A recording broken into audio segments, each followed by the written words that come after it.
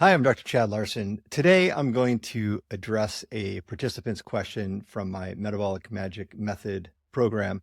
And I've already answered the question for the participant in a live Zoom Q&A, but I thought it was a pertinent question, and it's one that I'm surprised I'm not asked more about, but it is a very common issue.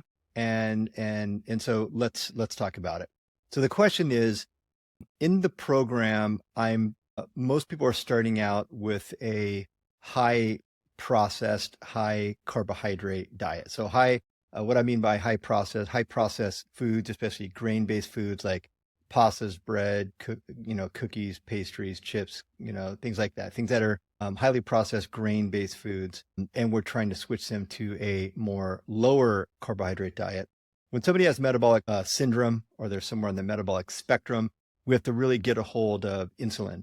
And the way to get a hold of insulin is we need to decrease their exposure to foods with added sugar and foods that are high in grains, especially processed grain-based foods, which are really, really, really common in the standard American diet. So as we're switching to a lower carbohydrate diet to avoid dehydration, sometimes we have to add salt, increase the salt a little bit, or maybe even electrolytes that have some sodium in it.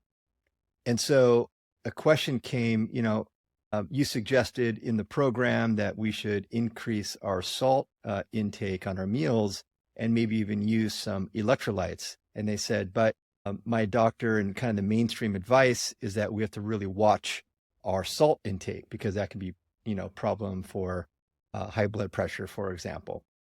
And it's half true. So let's break it down. So this is a very common mainstream advice. Really, really watch your salt intake. It can lead to cardiovascular issues, including high blood pressure. So this is true, but it should be followed by another sentence. And the sentence that should follow this recommendation is, this is a common problem.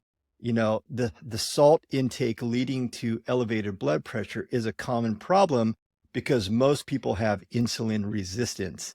That's the sentence that I think should follow that advice of lower your salt intake. It's because insulin, a very common hormone that has multiple jobs in the body, but one of them is to sort of decrease glucose, decrease blood sugar in the system. A lot of people are walking around with kind of a broken mechanism where they have insulin resistance. The effect of insulin on the cells is not functioning correctly because they overconsume glucose in the form of foods with added sugar and in the form of high, processed grain type products.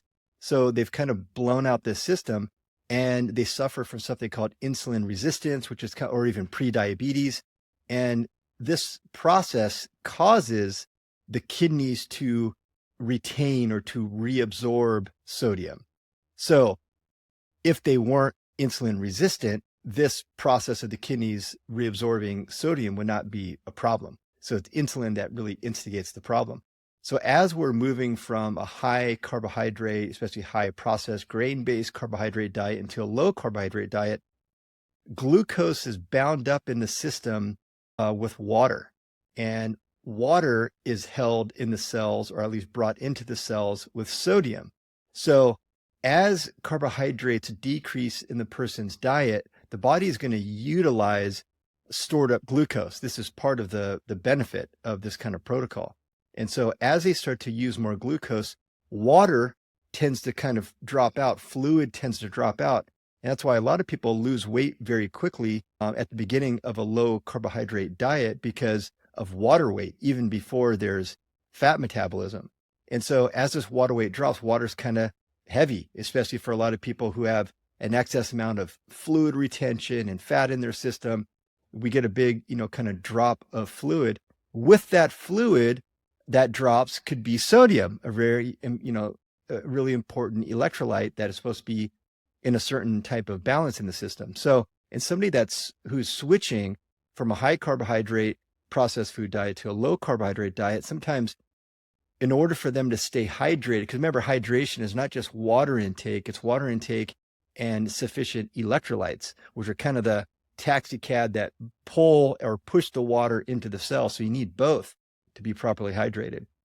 And if a low carbohydrate diet at the beginning is causing kind of a dumping of fluid and a dumping of sodium, we have to replenish that sodium. This can be done by using certain high quality electrolyte formulas, or by salting your food a little bit more. So that's why this question came up, because this is part of the program. So that's how I answered the question, that it's half true. It's half true because the majority, or pretty close to the majority of adult Americans walking around are insulin resistant. So yes, if you add more salt on top of a system that's already insulin resistant, that's going to cause the kidneys to retain that sodium, and that in some people can lead to elevated blood pressure. But the other component that is true is if we could fix the insulin resistance, which is a component of the conversation that I think is massively missing in mainstream healthcare, that if we were to fix the insulin resistance, then the sodium is no problem. It won't contribute to high blood pressure. So that's an extra nuance that is not really discussed in the mainstream advice. So I just wanted to throw that out there for you. And, so integral to getting off of the metabolic spectrum is to look out for those foods with elevated sugar and that have, kind of highly processed grains, because this is part of the standard American diet. It's now estimated somewhere between 60 and 67% of the calories that most people consume in the US are coming from ultra processed foods. These are your breads, crackers, chips, cookies, ready to eat and ready to heat frozen meals and frozen burritos and frozen pizzas. This is the vast majority of calories that people are consuming. And there's another way. So this was a question that was related to the program, and a participant asked. So it's a really common, I'd say, misconception, or sort of half truth. And so hopefully you understand that in a little bit more nuanced way. I will keep bringing you the information, all things related to metabolic health. Until then, we'll talk to you next time. Keep it real.